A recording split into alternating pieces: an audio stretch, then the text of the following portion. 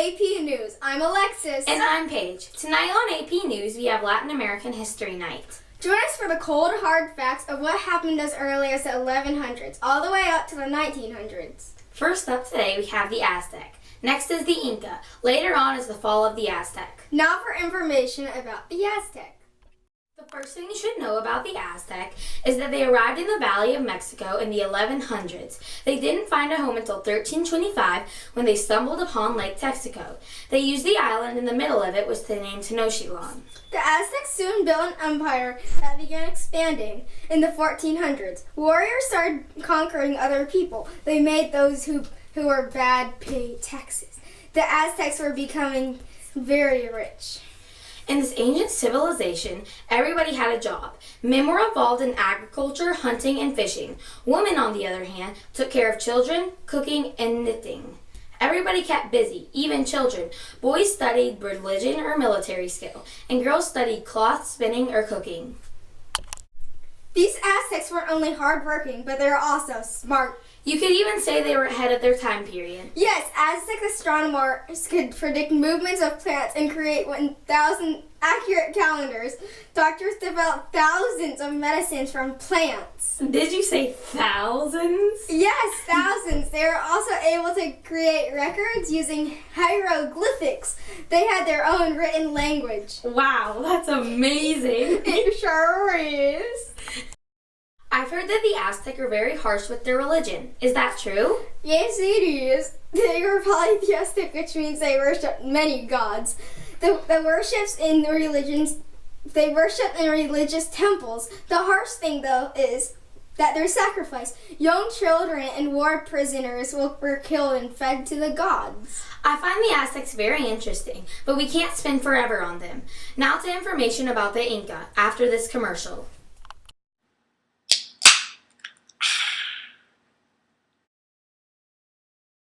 In the 1200s, the Inca settled in Cusco, which is now in Peru. The Inca were excellent farmers, builders, and managers. They built over 19,000 miles of road. The Inca had no written language, so they communicated by quipus. By a series of knots and colors, the Inca kept records and sent messages using the quipu. Like the Aztec, the Incas were also polytheistic. They also believed in sacrifice. But unlike the Aztec, they believed in reincarnation, which means coming back after you're dead in some shape or form. That is all about for the Inca, but up next we have the fall of the Aztecs after this commercial. Welcome back to AP News. Today we'll work on the fall of the Aztecs. 1520s, Spanish conquistador Hernán Cortés came over to Latin America. Then he met the Aztecs. The Aztecs weren't very smart and thought he was a god, so they did not attack him. Then Cortés and his Spanish fought slowly to gain control of the kingdom. But eventually, they took Montezuma hostage and killed him. Later on, the Spanish were planning on a second attack. But before they could attack, the disease smallpox broke out. The Aztecs were not immune to this so-called smallpox, so it greatly weakened their empire. After a while, the Spanish destroyed the Aztec capital. Up next is triangular trade after this commercial. Welcome back to AP News. I'm Alexis. And I'm Paige. Today we will go over triangular trade. When the Europeans arrived in the Americas, the demand of slaves increased. As disease reduced, the natives and Spanish conquered territories. The Spanish started to rely on imported slaves from Africa. The Portuguese population was too little to provide a large number of colonists. But the Portuguese needed people to work on sugar populations. So the slaves filled that up. In 1518, the first shipment of slaves from West Africa to the Caribbean was sent to work on sugar farms. By 1520, Spanish introduced slaves to work as farmers and miners. But you might be wondering, why is this called the triangular trade? This trading of tobacco, disease, coffee, sugar, slaves, pots, weapons, and even more between the Americas, Africa, and Europe made a triangular shape. That's why it's called the triangular trade. It's actually that simple. Next after this break is the Columbian Exchange. Back to AP News. Today we'll be doing the Columbian Exchange. The Columbian Exchange was the trade of plants, animals, food, and disease, exchanged between the Old World and the New World. It changed a lot of culture. Llamas were exchanged. So were sugar, wheat, corn, potatoes, and tomatoes. Disease was also exchanged. There was smallpox and malaria. These made many natives and Europeans sick. But that's all for Columbian Exchange. We will see you after this commercial.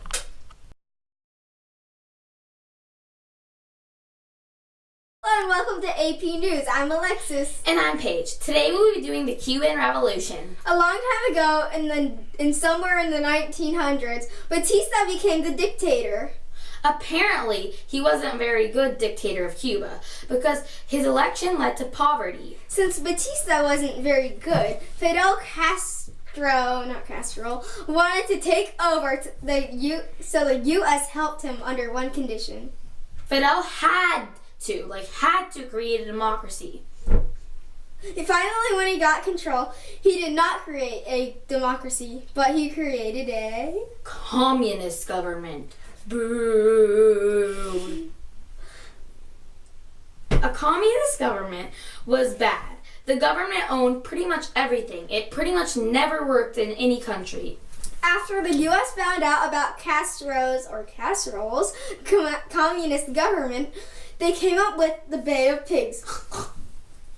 The purpose was to overthrow Castro by arming Cuban exiles in Florida. Unfortunately, the plan didn't work because Castro intercepted with the plan by capturing all invaders. That day, Cuba's relationship with the U.S. did not improve. Even some Cubans will make a raft still and try to escape Cuba for America. That is how bad the economy was. Thousands of people were very poor and in poverty. The economy kept going downhill from there. Cuba's economy was still bad along with the government. Now for Zapatistas. Next.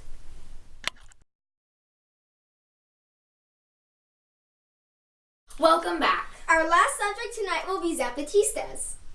The Zapatistas were a group of people in Mexico who fought for better rights and working conditions for indigenous people. They were named after Zapatista Emiliano Zapata. Zapatistas disapproved of NAFTA because it lost them more jobs and even more money. And the ultimate goal of NAFTA was to, free trade and all, but that just did not help the Zapatistas. It only helped other people. Zapatistas tried to prove their point by violence, but they took over several cities. Some people mistake them for terrorists, though they were more revolutionaries. That is all for tonight on A&P News. I'm Alexis. And I'm Paige. Thank you for watching.